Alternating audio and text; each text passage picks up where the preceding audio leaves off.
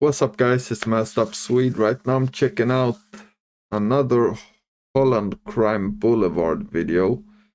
Go like the video, go subscribe to his channel as well. This one's about how this man outsmarted everyone by faking his death. I saw this popping up on social media. This is obviously in relation to the Kurdish fox situation. If you haven't watched my reaction on that one, go check it out. So yeah, let's see what this is about. I know a little bit about it, how a guy faked his death and all of that, but yeah, we'll see more details in this video, I hope. But yeah, don't forget to leave a like, comment and subscribe. And let's go. Sweden's most notorious gang fell apart. As Sweden's most notorious gang fell apart, the leader and his former right hand became sworn enemies that battled each other in a relentless feud. The entire game shifted, and the man we will be discussing in this video became the new right-hand man of Sweden's most wanted gang leader. As you can imagine, taking on this position wasn't without the necessary risk. It made him top target number 2 to be taken out. However, nobody could foresee how this man outsmarted his enemy. It truly blew my mind when I didn't know he was the new right hand, if you want to call it that. I guess most of this is like media talk and all that. People probably don't really know. But yeah, I guess so. Looked into this story, which happened only a few weeks ago at the time of writing this. Make sure to stay with me till the end, because the man in this video had a trick up his sleeve that could win him an Oscar. This is the story of Mustafa Al-Jibouri. Mustafa Al-Jibouri, also known as Benzema, is a 34-year-old man who was born in the northern part of Stockholm. In the past, he has been convicted for several drug smuggling offences and sentenced to serve time in prison. Besides the Swedish nationality, Mustafa also holds the Iraqi nationality. He currently resides in Iraq, and he's on the run from both the Swedish and Turkish authorities. Mustafa is seen as an important organiser for shipments and drugs coming into Sweden for the Foxtrot gang, according to the Swedish police. As of late, Mustafa has emerged as Rawa Majid's new right-hand man, after Rawa split with his former associate, Ismail Abdo. I've made a video about this too, be sure to check it out for all the details. Yeah, that's the one I reacted to as well, so go check that out. But for those of you who are unaware, here's a brief summary. Rawa Majid, the leader of the Foxtrot gang, has had a falling out with his former right-hand man, Ismail Abdo. This feud has led to a series of violent incidents, including shootings, bombings, and attacks on family members of the gang leaders throughout Sweden and beyond. The reasons behind the feud allegedly include disputes over drug shipments, disagreements about the use of violence, and speculation that Rawa has set up his own couriers to increase profits. The violence has escalated to the point where innocent civilians have become victims, people fleeing the country for their safety, and as an unprecedented low, Ismail's mother was taken out. The outcome of the R.I.P. man. feud remains uncertain. It's still going on as we speak, with both sides showing determination to win the conflict. In the background, gang loyalty appears to be shifting, with some former allies of Rawa pledging allegiance to Ismail. Mustafa decided to stay loyal to Rawa. They have known each other for a long time. This picture of them is actually taken back in 2015 in front of the IKEA in Uppsala. According to the Swedish police, the two have met in prison. As expected, this loyalty turned Mustafa into another target for Ismail Abdo. Little did Ismail know, Mustafa would have a trick up his sleeve that would surprise everyone and could earn him an Oscar. Stay with me. The month of September 2023 is when the feud exploded and was filled with attacks going back and forth, though most of these attacks came from Ismail Abdo's side. After Ismail's mother was taken out on the 7th of September, he sought nothing but revenge. It is important to note that most individuals that were directly related to the feud had escaped Sweden a few years prior already. This left their family members as potential targets. On the 25th of September, just a few minutes past 9 in the evening, an explosion went off in the stairwell of an apartment building in Hässelby. It wasn't some small explosion. This explosion was very powerful. It was made and placed with the intent to cause serious harm to the targeted apartment and potentially even the people inside. A CCTV camera captured the sound of the explosion. Let's listen to it. Pictures of the aftermath show that the explosion did not... Was that it? That didn't make... Listen to it. Yeah, okay. It's hard to understand from like audio like that though. Pictures of the aftermath show that the explosion did not only damage the front door of the building, but also the back door. The doors were quite literally blown away on both sides. 3 people had gotten hurt and were taken to the hospital. Luckily, none of them were seriously injured.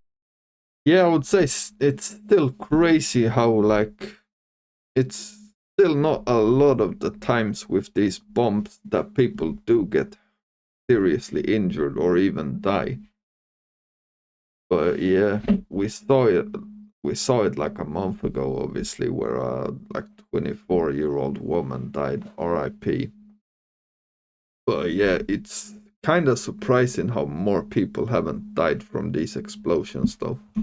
The crime scene in Hässelby wasn't even cleaned up yet when there was already another explosion just 9 hours later, this time in Linköping, almost 300 kilometers away from Hässelby. It was 6 in the morning when residents were abruptly shaken out of their beds. Yeah, that looks crazy. By an explosion so ferocious that the entire front of the apartment building blew right off. The bomb was placed in the stairwell of the building once again. After the explosion, you could see the inside of one of the apartments. All the residents of the building were immediately evacuated and taken to a nearby gymnasium for their own safety. According to the bomb squad that arrived on the scene, the building was so damaged that certain parts could collapse completely. Despite the magnitude of the explosive, only 2 women suffered minor injuries. Yeah, that's what I mean. That's crazy. Like this explosion where the whole front is gone and it's 2 minor injuries is all. That's still crazy. It could have been way worse.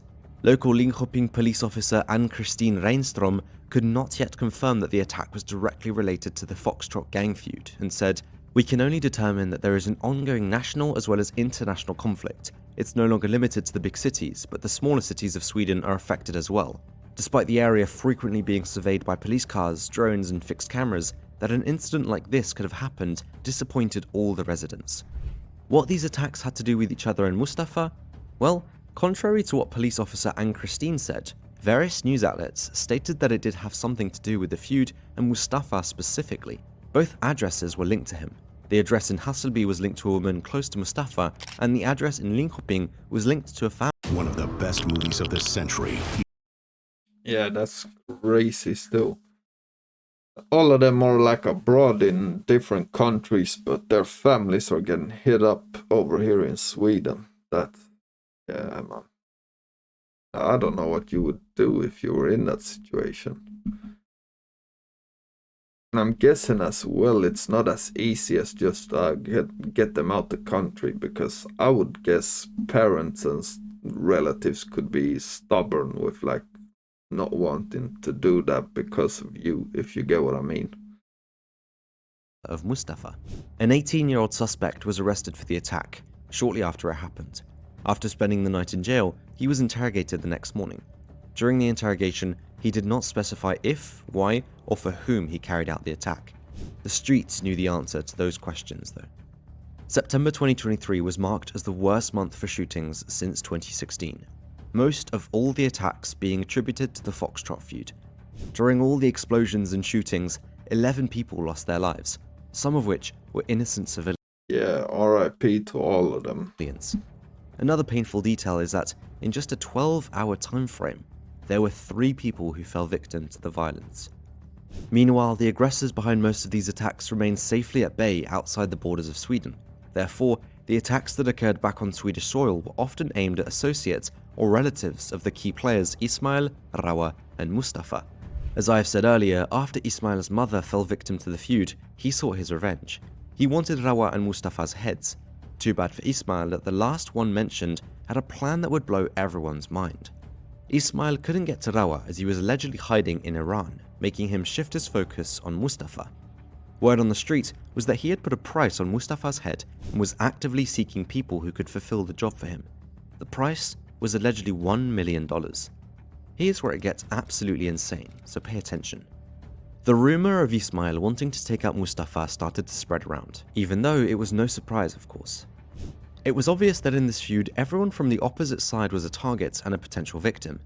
Then, sometime later, another rumor started spreading around.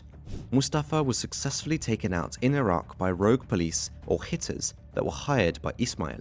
The rumour even reached the Swedish Ministry of Foreign Affairs, though they could not confirm whether it's true or not. However, shortly after the rumours spread, it looked like the rumours were true, as several pictures and videos of Mustafa were shared. He is shown being apprehended, and afterwards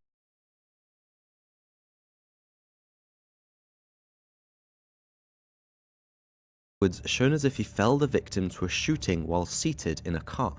As those pictures started surfacing, Yeah, I even remember seeing these pictures going around social media. people close to Mustafa posted pictures, grieving the loss of their friend. Then, a video was posted showing people lighting off fireworks. I did think it was weird though that I guess friends would post a picture of him dead.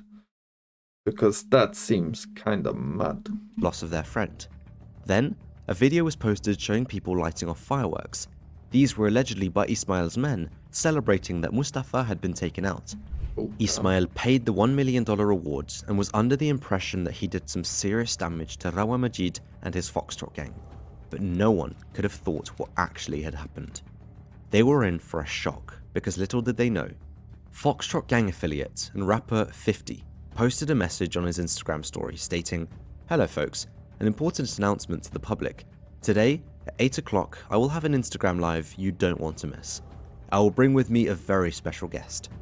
As 50 is a rapper, many expected it to be related to new music he was releasing. But it had nothing to do with music. As a total surprise, Mustafa joined the Instagram live to show that he was still Yeah, I remember seeing clips of this as well. Obviously, I didn't watch the live, but alive and well, and that the pictures and videos that were spread around were staged by him and his associates. During the Instagram live, he is parading a golden Kalashnikov, while being surrounded by his associates boasting firearms as well. One of the men in the background can be seen eating strawberries, a direct reference to Ismail, whose nickname is Strawberry. At its peak, nearly 20,000 people tuned in. Mustafa laughed and went on to boast how he staged his passing for multiple days, saying something along the lines of, "Hey brothers, have you heard it? Benzema passed. For $1 million. You gave $1 million for a picture with Benzema in handcuffs. Benzema fooled you." He went on to threaten Ismail Abdo's family member that is a prosecutor, who interestingly enough worked on cases about the Foxtrot gang. shouldn't that be a conflict of interest or whatever you call it? He also accused her of giving Ismail Abdo information about them, certain suspects, and other incidents that happen. After this video, she was suspended from their operational duties for the time being. He also addressed the rumors Ismail spread around about him hiding. How am I hiding? I am the man in my home country. Meanwhile, you have yet to take one of us out. All you hit are innocent people, referring to the many innocent civilians that have fallen victim to the feud. That goes on both sides though, I guess. It begs the question how Ismail must have felt hearing the news and seeing the video. It must have been a total shock. He literally paid his own sworn enemy $1 million out of his own pocket. And that's what I find crazy as well. Would he really pay $1 million based on just a picture? Like, I would guess if I'm gonna give out $1 million, I would need some pretty damn good proof, man. How could this have happened? Well, what Ismail did not know was that Mustafa's Iraqi contacts had made Mustafa aware of his plans. This allowed Mustafa to come up with the idea to stage his passing and collect the bounty on his own head.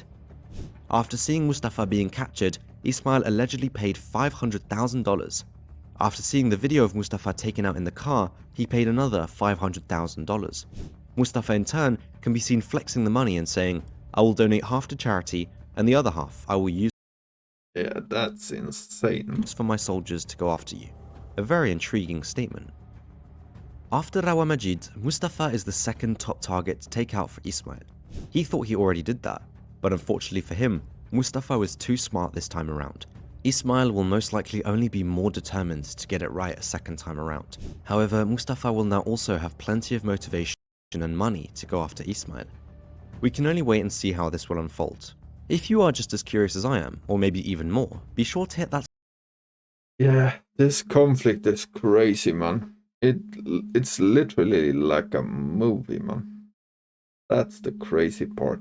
It's kind of hard for me, at least, who haven't been in that type of lifestyle at all. Of course, it's kind of hard to like even picture what they do on a day-to-day basis. Like, but yeah, I mean that's the path some people choose. But yeah, let me know what you think in the comments, and don't forget to leave a like and subscribe. And I'm out. Peace.